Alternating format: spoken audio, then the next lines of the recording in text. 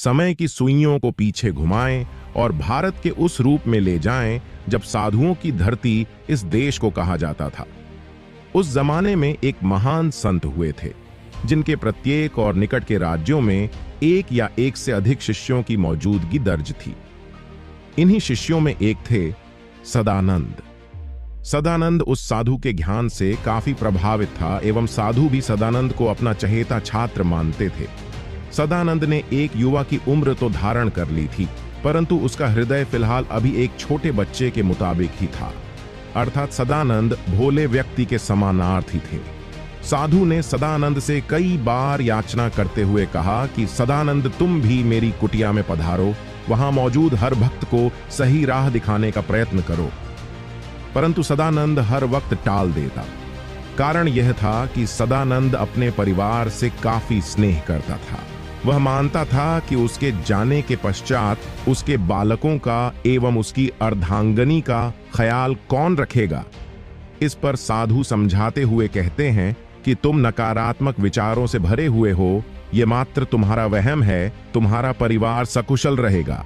अगले दिवस जब सदानंद कुटिल पहुंचा और सत्संग में शामिल हुआ तो फिर साधु ने सदानंद को फिर से प्रस्ताव दिया कि वह हमेशा के लिए यहां आ जाए एवं ईश्वर को प्राप्त करने हेतु उनकी भक्ति में स्वयं को लीन कर दे। सदानंद अब साधु की इच्छा पूर्ण करने के लिए मान गए। अब उन्हें इस बात की चिंता सता रही थी कि वे अपने परिवार को कैसे बताएंगे कि अब वह सन्यासी जीवन व्यतीत करने की इच्छा रखते हैं। इस पर साधु ने उनको एक युक्ति सुझाई, जिसके तहत साधु ने सदानंद को सांस रोकने की कला में निपुण किया।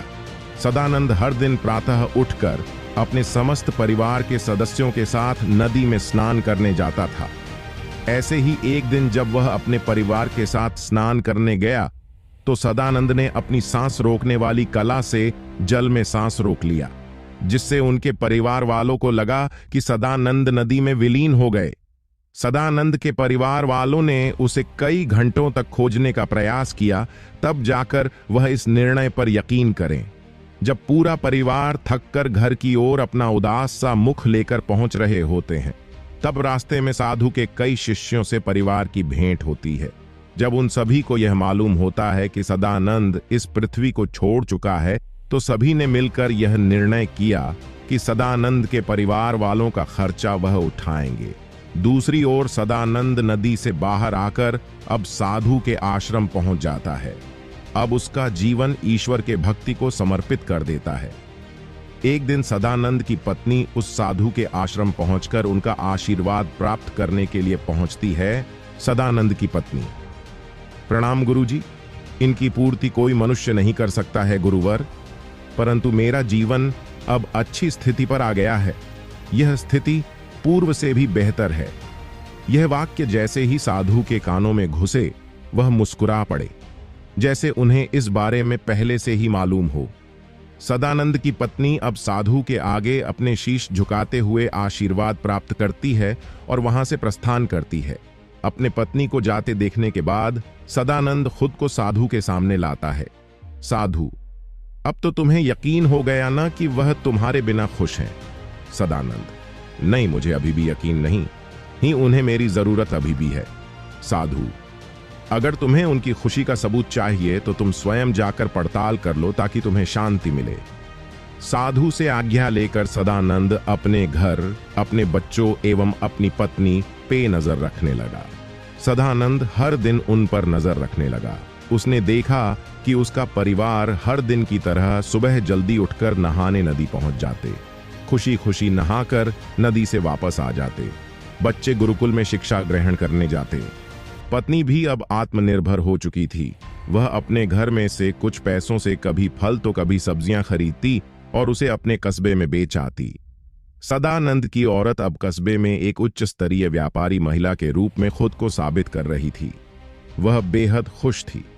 सदानंद यह दृश्य देख बेहद क्रोधित हुआ। उसे यह मानने में हिचक हो रही थी कि एक महिला अपने बुद्धि से घर चला सकती है। सदानंद को अपनी बीवी की खुशी हजम नहीं हो रही थी। सदानंद उसी क्षण अपने गुरु के पास गया और उससे अपनी मुश्किलों का हल निकालने के लिए कहा। साधु ने सदानंद के विचारों का विरोध किया। सहजता से साधु ने सदानंद को स्वयं फैसला लेने को कहा। सदानंद ने पूरे कस्बे में यह अफवाह फैला दी कि जो भी सदानंद की बीवी के हाथ से फल या सब्जी लेगा उसकी मृत्यु हो जाएगी। यह ऐलान होते ही उसकी इच्छा पूर्ण हो गई। सभी कस्बा वासियों ने उससे फल सब्जी लेना बंद कर दिया। 2-3 दिन किसी शख्स ने भी उससे फल सब्जी नहीं ली। सदानंद फिर से नजर रखने के लिए अपने घर पहुंचा तो हैरान था। वहां अभी भी सब प्रसन्न थे। बच्चे खेलने कूदने में व्यस्त रहते और बीवी भी कुछ न बिकने के बावजूद वह खुश थी। सदानंद ने फैसला किया कि अब वह घर लौट जाएगा। उसने अपने बच्चों के देर रात सोने का इंतजार किया। जैसे ही वह सोते हैं, सदानंद घर के दरवाजे को खटखट करता है। सदानंद की बीवी यह ध्वनि सुनकर घबरा जाती है। वह धीमी आवाज में पूछती है, कौन है? इस पर सदानंद उतने ही धीमी आवाज में जवाब देता है, मैं तुम्हारा पति सदानंद, दरवाजा खोलो। पत्नी, यह समय मजाक का नहीं, मेरे पति को मरे हुए 2 महीने से ऊपर हो गए हैं। पत्नी, मेरे पति को मरे हुए 2 महीने हो चुके हैं। 2 महीने से वह घर की ओर मुड़ा ही नहीं।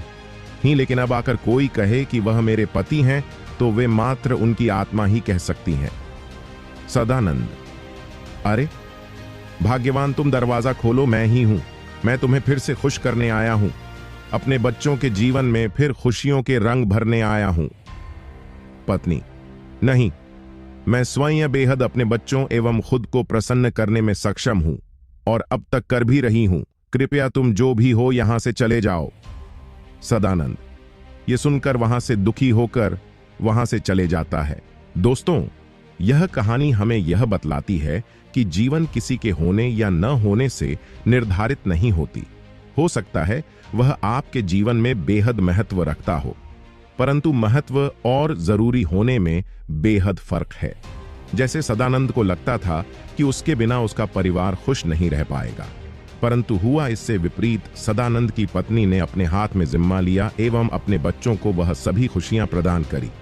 अगर आपको यह स्टोरीज पसंद आई तो हमें नीचे कमेंट करें और हमसे संपर्क में रहें। हम ऐसे ही हिंदी कहानी से आपको रूबरू करवाते रहेंगे, जिसमें सीख का नया रूप आपको मिलेगा। अगर आपके पास भी कोई कहानी है और आप हमसे साझा करना चाहते हैं तो कृपया हमें भेजें। हम स्वयं आपसे संपर्क करेंगे।